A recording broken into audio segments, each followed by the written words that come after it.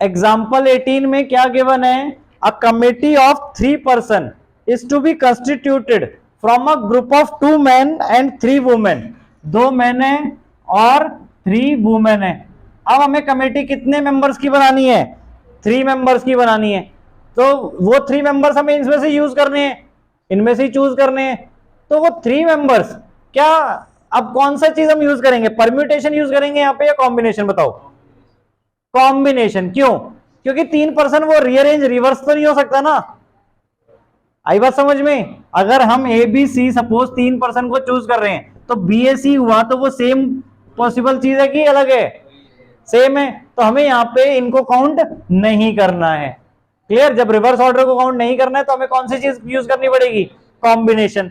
अब कॉम्बिनेशन में क्या, टोटल हमारे पास कितने अवेलेबल हैं, 5 लोग अवेलेबल हैं और कितने पर्सन की कमेटी बनानी है, 3। तो पॉसिबल प्लेसेस 3 हो गई। तो हम क्या यूज करेंगे, 5C3। क्लियर हुआ ये चीज? अब 5C3 को कैसे सॉल्व करेंगे, 5 factorial upon 5 minus 3 factorial into 3 factorial. Clear है ना फॉर्मूला एनसीआर का? क्या है formula, n factorial upon n minus r factorial into r factorial. Clear? अब इसको सॉल्व किया तो क्या आ जाएगा, 5 factorial as it is upon 2 factorial into 3 factorial.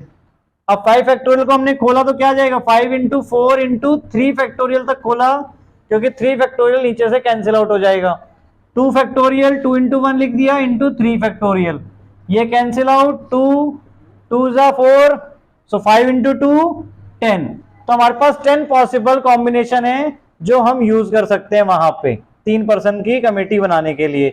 Now अब सेकेंड पार्ट में हमें क्या बोला हुआ है कि हमें अब ऐसी का, how many of these committees would consist of 1 man and 2 women.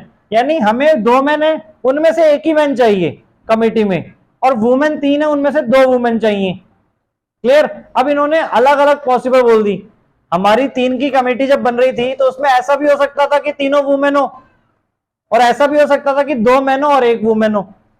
But हमें अब ये सारी अलग अलग पॉसिबिलिटी कट करनी है। क्या रखना है, 1 मैन हो कोई भी हो इन दोनों में से, और 2 वुमेन हो कोई भी 3 वुमेन में से। क्लियर? तो उसके लिए क्या हो जाएगा, देखो 2C1। Clear? Number of man हमें 1 रखने आउट ऑफ 2, तो 2C1, और वुमेन कितनी रखनी है, 2 आउट ऑफ 3, तो 3C2 उसके लिए, और मल्टीप्लाई जो कॉम्बिनेशन बनेगा। सो क्या आ जाएगा अब यहाँ पे, 2C1 को सॉल्व करेंगे 2 फैक्टोरियल अपॉन 1 फैक्टोरियल 2 माइनस 1 और इंटू 1 फैक्टोरियल। ऐसी 3C2 के लिए 3 factorial upon 3 minus 2 factorial into 2 factorial. Clear?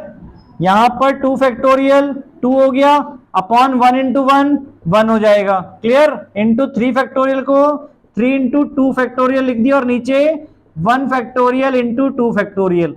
2 factorial cancel out, 1 factorial आपका 1 ही होता है, सो ये आंसर आ जाएगा 3, और यहां पे 2, सो 2 इंटू 3 यानी 6 कमिटीज आपकी ऐसी होंगी जिसमें 1 मैन और 2 वुमेन होंगी। Clear? Out of 10 committees, total 10 committees हम बना सकते हैं 3 पर्सन की, उनमें से आउट ऑफ 6 ऐसी होंगी जिनमें 1 मैन और 2 वुमेन होंगी। आया समझ में? अगर हमें ये वुमेन मैन चूज नहीं करने के लिए बोला तब हमने डायरेक्ट कर दिया था 5C3 कि टोटल मेंबर्स में से कोई भी 3 मेंबर्स हो सकते हैं। क्लियर?